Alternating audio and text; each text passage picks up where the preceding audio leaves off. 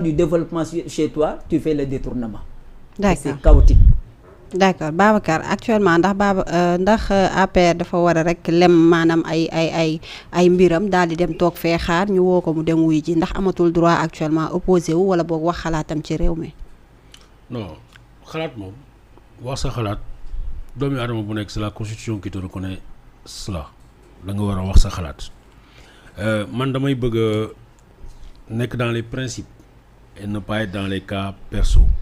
APR li mu fi def ku ko fàtte ku ne da nga bokkoon ci ñuy dóore wala da nga àndoon ak ñoom ñooñu rek ñoo bëgg ñu fàtte mais kenn ku ne ku xool ci ñun fi nu jaar Sagna mu ngi koy rappeler et je loue la fidélité de quelqu'un Pape Moussa Sow boobu daf ko fekkoon fii Kéwoulo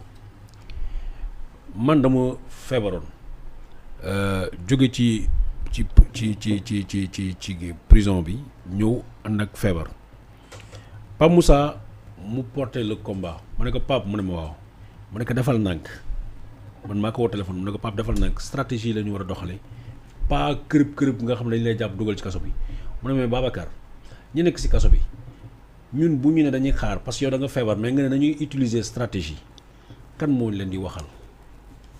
bu ñu jàpp nañu jàpp ñun ñëpp ñu dem mais on va tenir or c'était ça l'objectif de Macky Sall bu ñu leen fitnaalee ñëpp bu ñu dugalee ñëpp ci kaso bi boobaa lu ñu bëgg a dérouler dinañ ko dérouler dissoudre nañ Pastef sénégalais la lañu mujjee woon Sonko namm nañ la ci lañ nekkoon continuer dem ci nawetaan yi continuer seen soirée yi waal yi di leen béggee Youssou Ndour di leen feccloo de temps en temps ñu ne ko Sonko namm nañ la fa la yemoon jusqu'à ce que moom laay wax que le Saint-Esprit visite Macky Sall pour mu ne je suis allé très loin naa yemale fii yëf yi boole ko ne nga naa jël prondol bi ma bëggoon mooy porte de sortie mooy amnistie naa ko utiliser pour lii mu jeex parce que il n'y avait que l'amnistie pour sortir de cette situation li ko mooy yàlla nañ ci yàlla musal yàlla def yërmande dugg ci xol bi mu ni naa ko fi yemale yéen ñi may puus ci kaw Sonko naa arrêté naa waxtaan ak Diomaye ak Sonko ñu yemale fi yëf yi c'est ce qui s'est passé maintenant est-ce que ce parti doit disparaître kenn ku ne ak sa argument mais man li ma gëm mooy boo leen gis nga boo leen dissoudre seen parti da nga leen jox ay argument yu nekk di victimiser wu Sénégal moo mel noonu Ndella Madior mais nekk ci kaso bi ñu koy jugé tey am na ñu naan commencé wax ndeysaan yërëm leen ko yërëm naa ko baleen ko fàtte li mu def Boy Djiné démb bu mu defee sortie am ne dañ koy porteloo ay bëgg a accuser crime boo xam ne il n'a pas commis am na sénégalais yi commencé indi ñëw man dama bokk ci sénégalais yooyu nga xam ne léeg damay fàtte ki dóore mais ki fayu damay am un peu de compassion pour kooku et ñoom danañuy jaaree foofu am porox ndol ne dañ ma ragal moo tax ñu dissoudre ma dictature moo am Sénégal moo tax ñu dissoudre Pastef ñun APR ñun bu ñu def na ñoom waa Pastef bu leen def na ñoom ñun su may wax ñun journalistes yi war ñu nekk complice tëj gëmmu bët yi comme ñoom nuñ ko defoon ci jamono nga xam ne dañ doon jàpp nit ñi di dóor dañ doon jàpp nit ñi di tëj ci kaso bi ñoom ñu continuer teg seeni soirée teg seeni Youssou Ndour kon ne dem Bercy kon ne dem Cissesse Wally kon ne di fecc ñun on doit pas faire ce qu'on appelle une indignation sélective bu ñu gisee loo xam ne xalaat nañu ni néewal doole diw la ñun dañuy taxaw ñu ne néewal ngeen diw doole wala da ngeen ko bëgg a néewal doole comme ni ñu ko defee woon ci jamono yi bi ñu néewal doole Pastef ça ne va pourtant pas autant dire que ñii ay innocents lañu que ay enfants de cœur lañu déedéet képp ku couvrir ce qui s'est passé naan dañ leen war a yeewu jàpp leen sànni leen ci géej gi dañ leen war a rey ku fi manifester ñu def la nii ku ne Macky Sall ku bañ mandat am Dembourou Sow moo ko fi waxoon maa ngi wax pël yëpp ñu takk seen jaas yi yooyu c'est des faits yoo xam ne ça s'est passé ici maa ngi wax ñëpp ñu yor seen jaas yi ku tere Macky Sall mu dem ñu attaqué la c'est des faits qui sont passés ici léegi est-ce que war nañu def na ñoom déedéet APR dañ ko bàyyi mu continuer la meilleure des sanctions te kenn du wax jaay doole moo am te kenn du wax li ñu koy waxati kenn du wax ni manque de démocratie la mooy les urnes sénégalais yi am nañu maturité boobu nga xam ne xam nañu kan moo baax ak kan moo bon xam nañu kan mooy dóore xam nañu ñan ñooy sàcc yi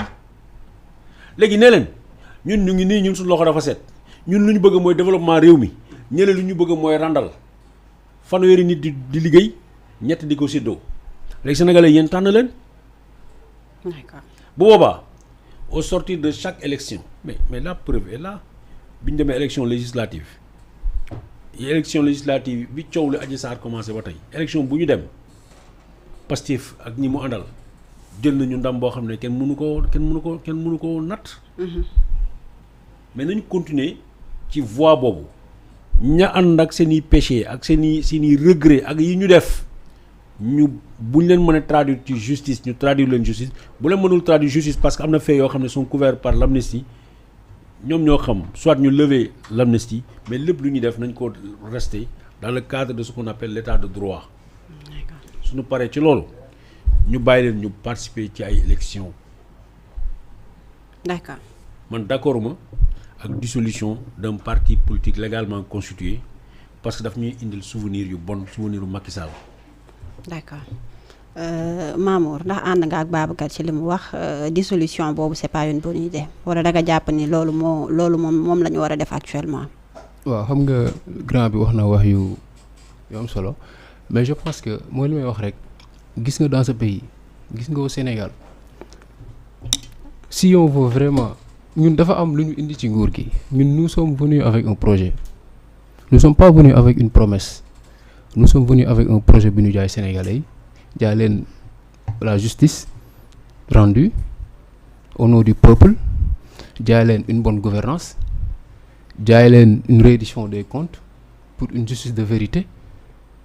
jaay leen tey pour que tous ces crimes financiers yoo xamante ni nit da koo def je parle même pas de parti politique dama koy jël ci suñu biir képp ki nga xamante ni randal nga alalu askan bi yoon na dal sa kaw. Ça c'est un sàqantuma la nag mu nekk benn parti boo xamante ni moo nekkoon dans les affaires maintenant qu'est-ce qu'il faut faire peut-être du ma xaw a converger tuuti ak sama grand man je propose même à Ayib Daffé mi nga xamante ni mooy le président du groupe parlementaire de Pastef les Patriotes d'introduire tey jii une loi boo xamante ni day tey renvoyer directement au ñuuf tout parti politique boo xamante ni dafa dilapider tey jii nos ressources que ce soit nos ressources financières nos ressources et cetera dans sa plus grande globalité ñun ñoo warul nangu dans un pays la politique ne doit pas être synonyme de détournement waruñu permettre des gens yi nga xamante ni on les a tout donné le peuple les a tout donné ñu retourner leur veste contre le peuple la situation que l'on vit actuellement c'est Benno Bokk Yaakaar moo ñu ko teg la souffrance dans ce pays le chômage tey dans ce pays. D'accord je comprends que vous voulez rendre justice mais ñi ngeen di rendre justice mooy peuple bi ndax doo leen bàyyi peuple bi choisiral seen bopp comme ni ko Babacar waxee léegi vouloir coûte que coûte daal di dissoudre APR day am lu muy nduru ndax mënoo leen bàyyi ba bu élection amee ñoom ñu tànnal seen bopp bu ko defee ñoom ñu xam ne askan wi véritablement bàyyi nañ leen wala boog dafa am loo leen di ragal da ngeen di ragal ni askan wi dañoo teel a doyal ci yéen mënees nañoo jox bopp ñi nga xamante ne ñoo yoroon réew mi. xam nga les élections c'est un rendez-vous démocratique boo xam ne constitution bi moo ko prévoir mu nekk un rendez-vous entre le peuple et son candidat je pense que APR le peuple les a désavoués. Les élections de 2024 la preuve dañ leen a gagné au premier tour ce qui est inédit dans l'histoire on est d'accord. ragaluñ Benno Bokk Yaakaar ils sont en perte de vitesse. APR ils sont en perte de vitesse c'est une alliance pour la perte.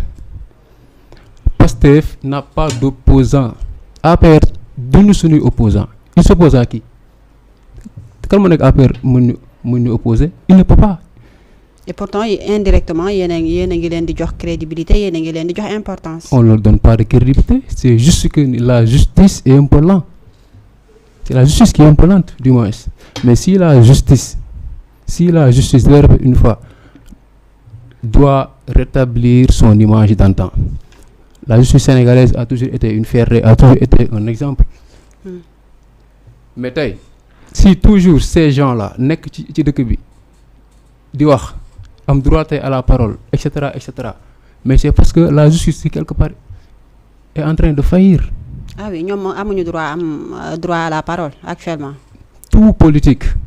issu de l'APR épinglé par un rapport yoo xamante ni c'est du factuel, c'est-à-dire la chose est évidente ñun tuumaluñu kenn nekkuñ fii di acharné wu ci kaw kenn ñun nous sommes pas dans cela. Ce sont les rapports qui ont dit que tel sont épinglés et que la justice fasse son travail, c'est ce que le peuple demande. D'accord ci tuumaluñu kenn boobu gis nañ njiital Pastef Ousmane Sonko daal di ne woon na joxoñ baaram tuuma ki nga xamante ne moo di Mame Mbaye Niang ci mbirum Prodac boobu sax dafa daal di ñëw fu mu toll nii ba ci kii di Pape Malick Ndour jamono boobu ñu daal di koy daan pour diffamation maanaam li mu wax nii kële loxoom takk na ci lu tolloog 29 milliards ci mbirum Prodac boobu maanaam amut daf ko tuumaal loolu déjà mën na contredire un tout petit peu li nga xamante ne moom la wax mais bu ñu ñëwaatee ba tey ci mbirum Prodac boobu ak Pape Malick Ndour moom njiital APR mu ngi wax ni wala bokk moom mi bokk ci njiital par APR actuellement mu ngi wax ni Ousmane Sonko daf ko bëgg a jëfandikoo juste pour mën a ñëwaat nekkaat candidat parce que ci boobu la mbir ci la jaaree woon ba